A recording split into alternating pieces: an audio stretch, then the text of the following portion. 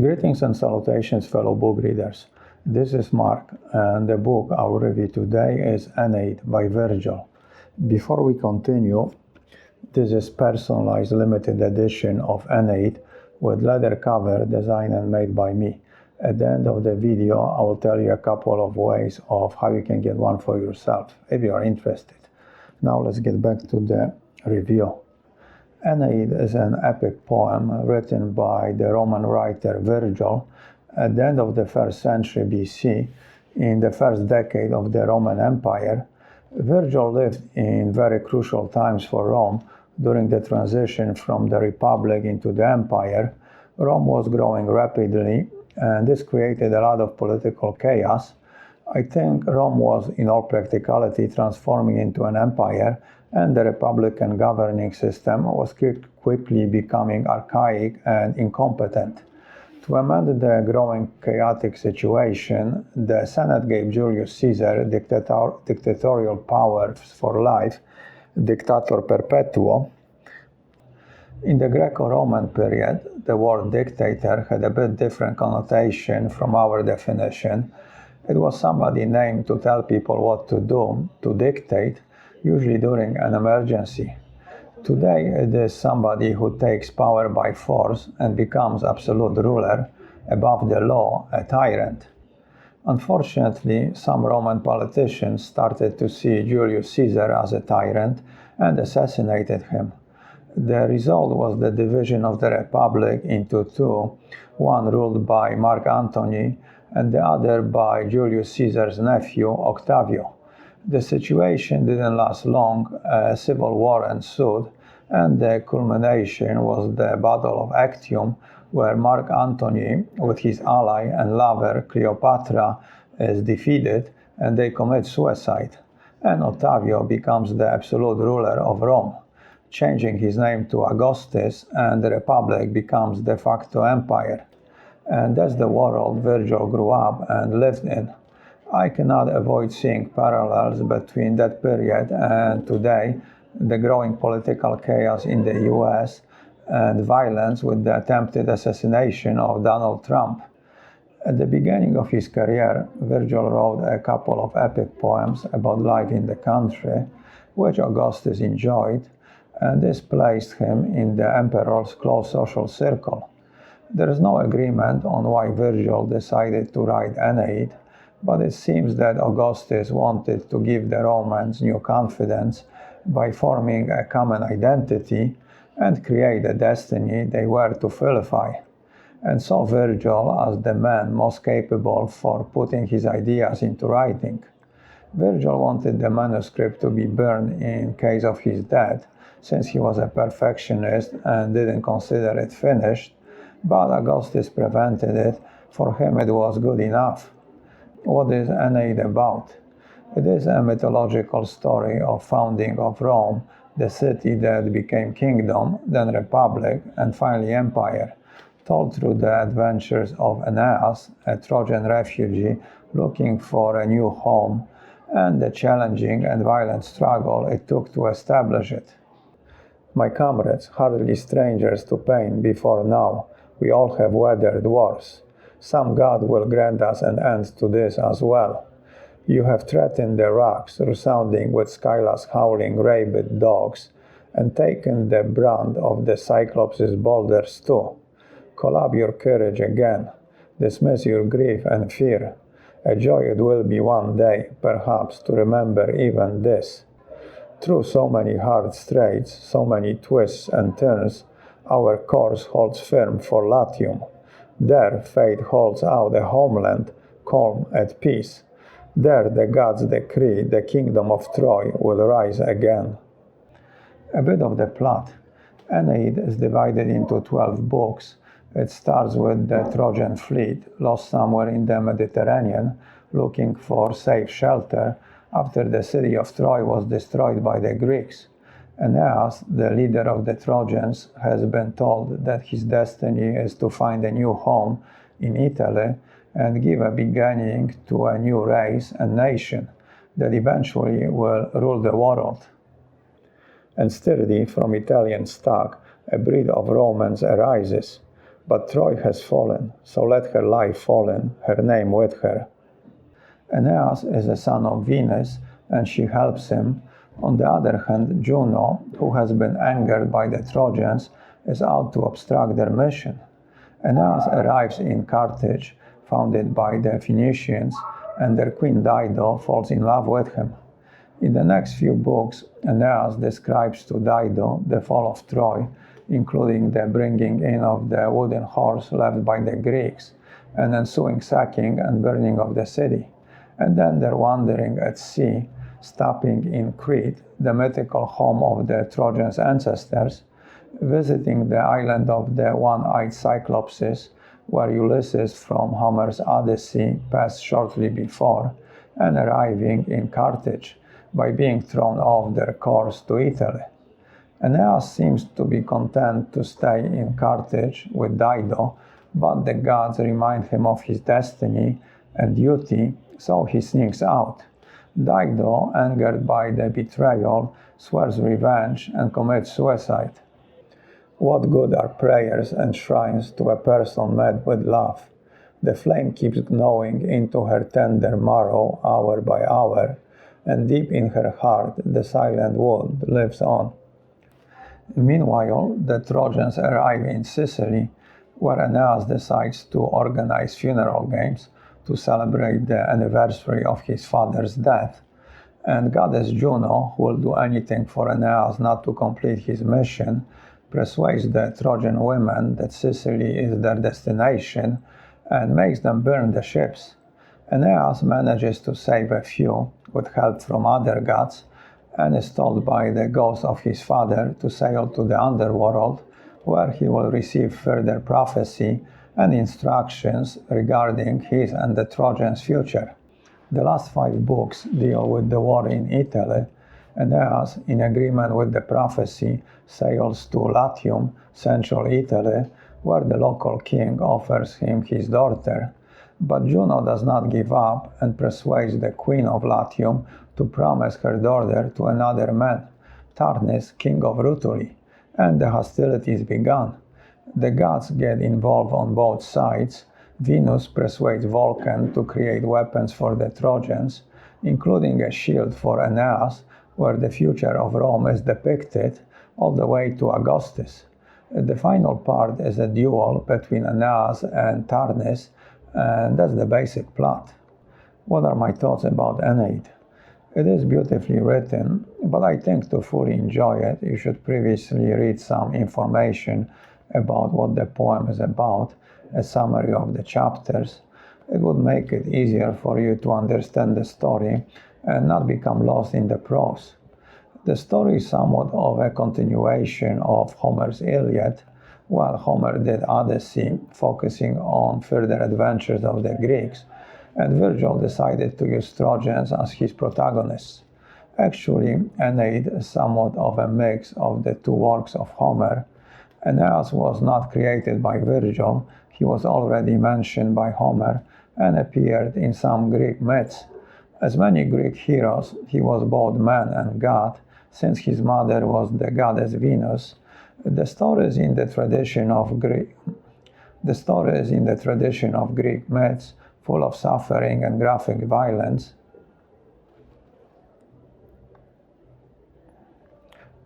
The story did not become lost in the prose. The story is somewhat of a continuation of Homer's Iliad, while Homer did Odyssey, focusing on further. The story is somewhat of a continuation of Homer's Iliad, while Homer did Odyssey, focusing on further adventures of the Greeks, and Virgil decided to use Trojans as his protagonists. Actually, Aeneid is somewhat of a mix of the 2 works of Homer. Aeneas was not created by Virgil, he was already mentioned by Homer and appeared in some Greek myths. As many Greek heroes, he was both man and god, since his mother was the goddess Venus. The stories in the tradition of Greek myths, full of suffering and graphic violence. He spoke and rose to full height, soared in air, then cleft the man's brow square between the temples, cutting his head in 2, a dreadful gash between the cheeks all beardless. Earth resounded, quivering at the great shock of his weight, as he went tumbling down in all his armor, drenched with blood and brains, in equal halves. His head hung this and that way from his shoulders. There's also struggle between the gods, who are Greco-Roman gods. They are very similar to the humans, except for being immortal and having some special powers. They are emotional, angry, vengeful, and violent, and they are driven by carnal needs, hunger, and sex, even able to procreate with humans. That's why Aeneas, like many mythological heroes, is half human and half god. The godly struggle in Aeneid is between Venus and Juno, and other gods, such as Neptune, takes different sides in the conflict. Juno wanted Carthaginians to be the next great power because she was rejected by the Trojans, and she does everything she can to sabotage Aeneas and his mission. This is connected to the struggle for dominance of the Mediterranean between Carthage and Roman Republic. They fought various wars over a period of 100 years, called Punic Wars. Probably the most famous part of it is the invasion of the Italian peninsula by the Carthaginian general Hannibal and his almost mythical journey through the mountains with elephants. Aeneid is also a tragic story of love and betrayal, but the queen, too long she has suffered the pain of love, hour by hour nursing the wounded with her lifeblood, consumed by the fire buried in her heart. His looks, his words, they pierce her heart and cling. No peace, no rest for her body. Love will give her none. Both Venus and Juno wanted, for their own reasons, for Aeneas and Dido to fall in love. Venus thought that the two getting married would neutralize Carthage, and Juno thought the marriage would keep Aeneas from completing his mission. So the two goddesses decide to get some help from the god of love and Aeneas' half-brother Cupid, and he does his job. But Jupiter, the king of gods, decides to remind Aeneas that he has another job to finish, so Aeneas, being disciplined and responsible, decides to leave and continue his mission. Duty-bound, Aeneas, though he struggled with desire to calm and comfort her in all her pain, to speak to her and turn her mind from grief, and though he sighed his heart out, shaken still with love for her, yet took the course heaven gave him and turned back to the fleet. It makes Dido very angry, and she sacrifices herself to put a curse of eternal struggle between hers and his people, which, according to Virgil, were predictions of future conflicts, which later materialize in the Punic Wars. One part of the book describes Greco-Roman traditions. It focuses on the athletic games, here part of funeral celebrations, and describes many feats of strength and skills, which were important part of any celebrations. Also, religious traditions are observed involving animal sacrifices and human for future favors from gods. In another part, Aeneas visits the underworld, where, according to the Greco-Roman mythology, souls of the dead go. There he meets some deceased acquaintances, including his father, who gives him some advice for the future, and also explains the reality of the underworld. Dante Alighieri, who was a great admirer of Virgil, applied some aspect of it to Divine Comedy. This is probably the reason he used Virgil as his guide through hell and purgatory. The last part of the book directly portrays the struggle of establishing Rome, the skirmishes and political games, but as it often happens, the problem is solved on the battlefield by who lives and who dies. Virgil uses strong graphic descriptions of the violence, and he is not oblivious to the effects it all has on the surviving victims. Here grief could dive no deeper, nor lamentation touch greater heights. Here were stricken mothers and their sons' wretched brides. Here breaking hearts of loving sisters. Here were children orphaned. Our idea of solving problems haven't changed much. It is often violence, In the 19th century, the famous German politician Otto von Bismarck, responsible for the unification of the German states into an empire, which being mentioned here is somewhat ironic because the event, in practicality, was the end of the Holy Roman Empire, successor of the Roman Empire.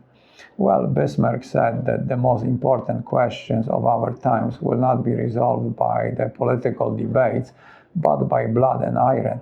And it seems we still subscribe to this doctrine. To sum it up, Aeneid is a beautiful read, relaxing and pleasant.